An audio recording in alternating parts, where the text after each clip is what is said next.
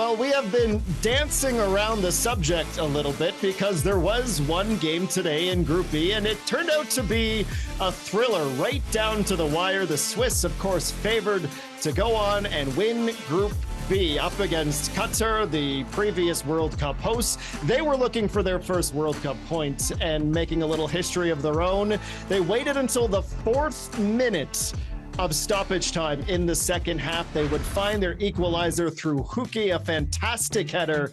And now all of a sudden, Group B is right there for the taking. The Swiss dominate, as you would expect, 3.25 XG. They held nearly 70% of possession and attempted 26 shots. The Qatari keeper needing to make 6 saves to keep his team very much in this game. As we welcome back Jordan Wilson and Oliver Platt. I'm not sure, boys, this is what any of us had expected to have happened in this match today, but it means a great deal for Group B here on out. Jordan, what are your reactions to the results and what this means for Canada?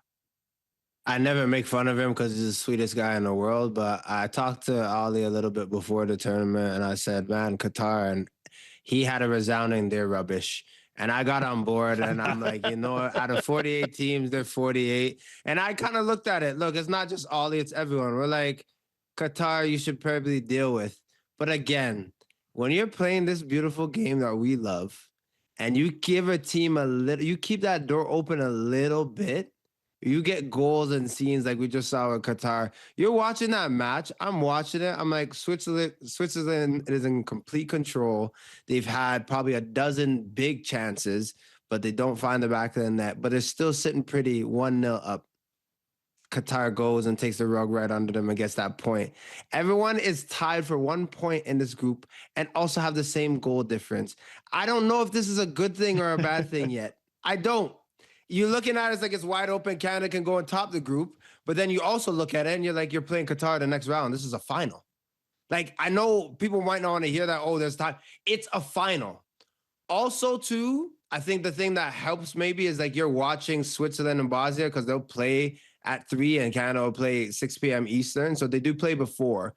However, a win is the thing on the table because you win and get 4 points. Whatever happens in that other game, you're looking at that last game now saying, all we got to do is X, Y, and Z. It's in your hands.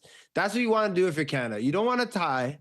You don't want to have to go into the last game and pull off something miraculous when everyone's playing at it. You don't want that. So, yeah, this team that I thought was rubbish, Ollie thought was rubbish, has now just pulled the rug under Switzerland, and I'm nervous now. This match on the 18th, next Thursday, is a final, and I really hope that Canada treats it as such.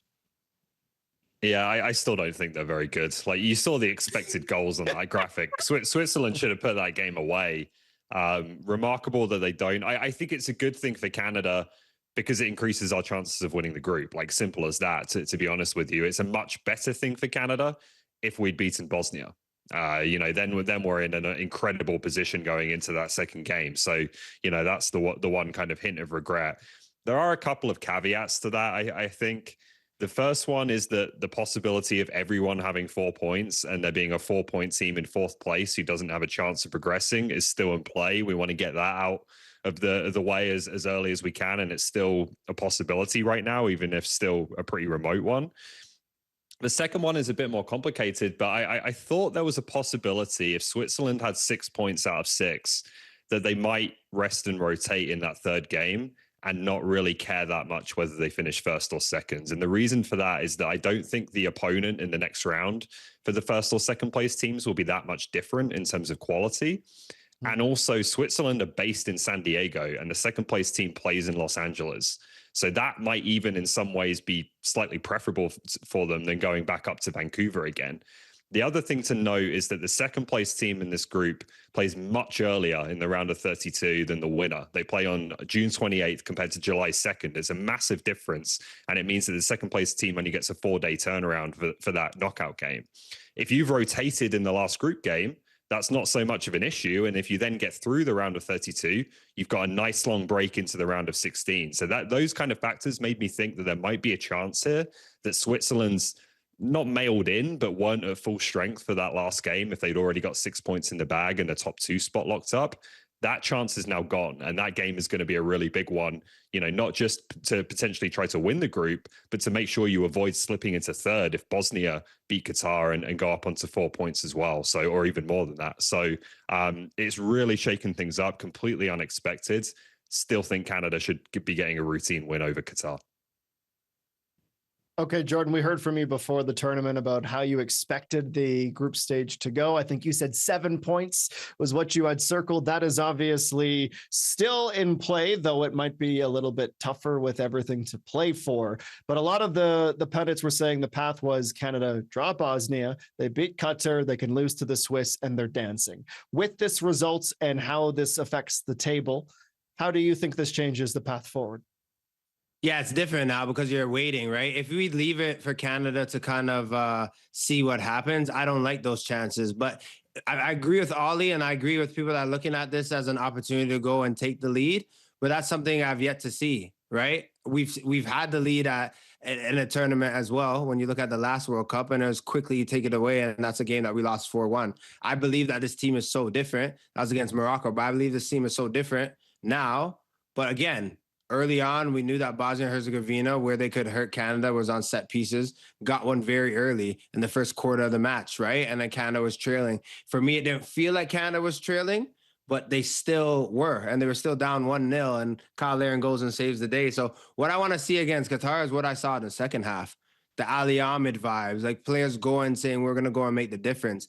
That's what's kind of needed. But with this sandwich match, playing Qatar after Switzerland and Bosnia and Herzegovina go at it, has to be a 3 points. Even for me as a defender, deep down, I'm like clean sheet. I don't care if this is 3-2.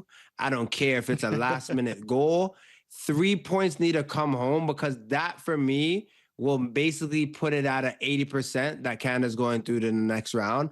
And also in that position, you could have everything to play for in the last game and maybe top a group and stay in Vancouver. Ollie just broke it down eloquently of what that would mean. But that also prolongs the life of Canada. If you could stay in Vancouver, if you can make sure that you win this group, vibes are there. This nation's behind you. So a win against Qatar, that has to be a must now. Yeah, I think that was always the case, though, right? Like that doesn't change today because Qatar has got a result against Switzerland.